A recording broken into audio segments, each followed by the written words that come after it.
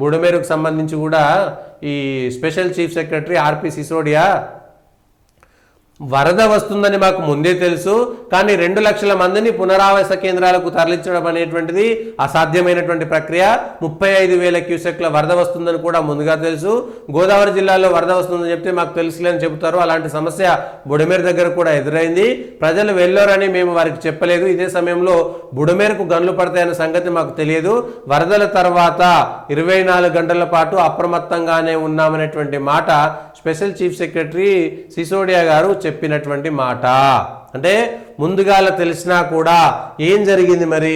ఆ వరద నీరు బుడమేరు నుంచి బాగా ఆరోపణలు వస్తున్నాయి. ఆరోపణలు వచ్చినటువంటి సందర్భంలో ఎందుకు ఈ బుడమేరుకు సంబంధించినటువంటి షట్టర్లు ఎత్తడమే కుంపముచ్చిందా? ఇబ్రాహీంపట్నం మండలం ఈలప్రోలు వద్ద బుడమేరుకు గండి పడింది. వెలగలేరు వద్ద 11 షట్టర్లను 11 అడుగులు ఎత్తి దిగువకు నీరు వదలడంతో ఆ ప్రభావం విజయవాడ నగరంపై పడింది. వెలగలేరు వద్ద షట్టర్లను ఎత్తకపోతే ఎగువ ప్రాంతాలకు తీవ్ర నష్టం వాటిల్లుతుందని, కృష్ణా వరద వెనక్కు తన్ని ఎన్టీపీఎస్ ప్లాంట్లోకి నీరు చేరే ప్రమాదం ఉందని ఒత్తిళ్లు రావడంతో వెలగలేరు షట్టర్లను శనివారం రాత్రికి రాత్రి ఎత్తడంతోనే విజయవాడను వరద అతలాకుతలం చేసినట్లు తెలుస్తున్నది. ఇదొక అంశం. ఇది కాకుండా అక్కడ ఉన్నటువంటి దాంట్లో ఈ బెజవాడ పైన ఉన్నటువంటి బుడమేరుకు సంబంధించినటువంటి దాంట్లో నగరాలపై ఇదొకటే కాదు, బెజవాడపై బుడమేరు పడగా ఇది కొల్లేరుకు పోకుండా ఎవరు అడ్డుకట్ట వేశారు, ఎందుకు వేశారు అనేటువంటి దానిపైన ఇవాళ పెద్ద చర్చ జరుగుతుంది. సహజంగా వెళ్లాల్సినటువంటిది ఆ పవిత్రమైనటువంటి సంగమం వైపుకు పోలవరం కాలువకు సంబంధించినటువంటి నీళ్ళు వెళ్ళి ఆ తర్వాత పవిత్ర సంగమం వైపు వెళ్లాల్సినటువంటి నీటిని కావాలని ఆ పక్కన విటిఎస్ దగ్గర ఉన్నటువంటి ఆ కాలువలో ఉన్నటువంటి ఒక విద్యుత్ ఉత్పత్తి చేసేటువంటి ఒక కేంద్రం ఉంటుంది. ఆ కేంద్రం కోసమే ఇదంతా జరిగింది. దానికి నష్టం జరగకూడదు అనేటువంటి ఒక అంశం, వాళ్ళకు నష్టం జరగకూడదు అనేటువంటి భవానీ హైడ్రో ప్రాజెక్ట్స్, ఇంకొకటి active power limited, Tirumala hydro power, ఇది Budameru diversion channel utilising VTPS back water Krishna water అనేటువంటిది ఒకటి ఉన్నది కదా. ఇది ఎవరి పేరు మీద ఉందంటే Vemuri Radhakrishna managing director, Anusha Vemuri director. 98 నుంచి వాళ్ళకు ఉన్నది. ఆ ప్రైవేట్ హైడ్రో ప్రాజెక్టు మునిగిపోకుండా దానికి నష్టం వాటిల్లకుండా ఆ నీటిని ఇక్కడ ప్రజల వైపు వెళ్లే విధంగా షట్టర్లు ఎత్తేశారనేటువంటిది ఇప్పుడు వస్తున్నటువంటి ఆరోపణ. నిజంగా బుడమేరుకు సంబంధించినటువంటి నీళ్లు ఎటువైపు వెళ్ళాలి, ఎందుకు వెళ్ళాలి, ఎందుకు బుడమేరులోకి వెళ్ళిపోయినాయి? గతంలో వరుసగా 5 సార్లు 6 సార్లు 2005లో ఒకసారి వచ్చింది, 2009లో ఒకసారి వచ్చింది. అంతకు ముందు వచ్చినటువంటి ఈ వరదలకు సంబంధించినటువంటి అంశంలో కుట్రకోణం, మానవ తప్పిదం, కావాలని కొందరిని కాపాడడం కోసం లక్షలాది మందిని నీటిలో ముంచేయడానికి ఏమైనా ప్రయత్నం జరిగిందా? ముఖ్యమంత్రి గారు సమాధానం చెప్పాల్సినటువంటి అవసరం ఉంది. ఏదో కేవలం మళ్ళా ప్రతిపక్షాల మీద ఆరోపణ చేయడం కాదు. నిజంగా ఈ హైడ్రో పవర్ ప్రాజెక్ట్ని మీరు కాపాడడం కోసం మాత్రమే ఇదేమైనా చేశారా అనేటువంటిది. యాక్టివ్ పవర్ లిమిటెడ్ అనేటువంటి దానికోసము యాక్టివ్ పవర్ ప్రాజెక్ట్స్ అనేటువంటిది, Budameru diversion channel utilising VTPS back water అనేటువంటి వీళ్ళ కంపెనీ కోసం మీరేమైనా చేశారా? ఈ విషయాన్ని ఒకసారి చెప్పాలి. కేవలం విమర్శలు ప్రతి విమర్శలు కాదు.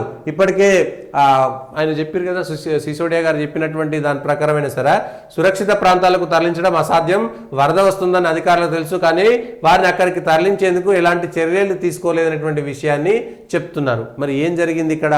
ఈ బుడమేరులో, విజయవాడలో ఇవాళ అయిపోయింది. మళ్ళా వరదలు వస్తున్నాయి, మళ్ళా వర్షాలు వచ్చేటువంటి పరిస్థితి ఉన్నది, మళ్ళా 2 అడుగుల మేర ఇప్పటికే నీళ్లు పెరిగినటువంటి మాట వచ్చింది. ఎవరు సాయం చేయాలి? ఇది మొత్తం శాశ్వత పరిష్కారం ఏం చేయాలి? దీనికి మొత్తం ప్రజలది కూడా తప్పే ఉన్నది. వాగులలో కట్టుకున్నారు, నీళ్లు పోకుండా ఇట్లా చేయాల్సినటువంటి పని మొత్తం చేసేసారు. ఎక్కువ నీళ్ళు వస్తే దానికి ఏం చేయాలనేటువంటి దానిపైన కృష్ణా నదికి సంబంధించినటువంటి అంశంలో ఆ నీరు వరద వచ్చినప్పుడు ఏం చేయాలనేటువంటి దానిపైన క్లారిటీ ఎందుకు ఇవ్వట్లేదు? ఆ బుడమేరు మునిగిపోవడానికి స్పష్టంగా కుట్రకోణం మానవ తప్పిదం రెండు ఉన్నాయనేటువంటిది కనబడుతున్నది. ముఖ్యమంత్రి గారు ఏదో 2 రోజుల పాటు అక్కడనే తిరిగిండు, రైలు వస్తుంటే బ్రిడ్జి మీద నిలబడ్డాడు, కలెక్టరేట్లో కూర్చున్నాడు, ఇల్లు మునిగిపోయిన విషయాన్ని ఎవరు చెప్పలేదు. కరకట్ట మీద ఉన్నటువంటి పెద్ద మనుషులంతా అందరూ అన్ని పార్టీలకు చుట్టాలే వాళ్ళు, కాబట్టి కరకట్టను క్లీన్ చేయము, బుడమేరును క్లీన్ చేయము, ఎక్కడ ఇండ్లు కట్టినా రాజకీయమైనటువంటి పెత్తనము, రాజకీయమైనటువంటి ప్రయోజనాలే ఉంటాయనేటువంటి ఒక్క విషయం మాత్రమే చెప్పుకొని అక్కడ మాత్రమే ప్లాన్ చేసుకొని రాజకీయ అవసరాల కోసం ఇవాళ ముంపునకు గురవుతున్నటువంటి వాళ్ళ పరిస్థితి ఏంటి? అధికారులు ఫెయిల్ అయ్యారు, ప్రభుత్వాలు ఫెయిల్ అయినాయి, ఇవాళ కట్టలేదు, మా హాయంలో కట్టలేదు. ఎప్పుడో 10 ఏళ్ల క్రితము అప్పుడున్నటువంటి ప్రభుత్వాలు ఫెయిల్ అయినట్టే. 20 ఏళ్ల క్రితం కబ్జా చేసి కట్టిరనుకో, 20 ఏళ్ల క్రితం ఉన్నటువంటి ప్రభుత్వము లేకపోతే అప్పుడున్నటువంటి అధికారులంతా కూడా విఫలమైనట్టే కదా. వాళ్ళంతా ఆ రోజు ఏం మామూలు చేసిరా? ఆ రోజు అధికారులు ఉన్నదే ఆ విషయాలను హెచ్చరించడానికి కదా, ఆ విషయాలను చెప్పడానికి కదా. మరి ఏం పని చేసిరు అధికారులు? ఏం పని చేసిరు? సో అధికారులు కూడా అంటే అధికారులు పని చేయట్లేదంటే ప్రభుత్వం వైఫల్యమే. ప్రభుత్వం వైఫల్యం చెందడం వల్లనే అధికారులు ఇవాళ చెరువులు కబ్జాకు గురైనా, నాలాలు కబ్జాకు గురైనా, లేకపోతే ప్రభుత్వ భూములు, బంజరు భూములు అన్నీ కూడా అన్యాక్రాంతమవుతున్నా, దేవాదాయ శాఖకు సంబంధించినటువంటి భూములు అన్యాక్రాంతమవుతున్నా కూడా దాంట్లో రాజకీయ జోక్యం ఉండడం వల్లనే జరుగుతుంది. రాజకీయ జోక్యం కలుగుతుందంటే అది ప్రభుత్వం యొక్క వైఫల్యమే. సో ప్రభుత్వం అంటే ఎవరు?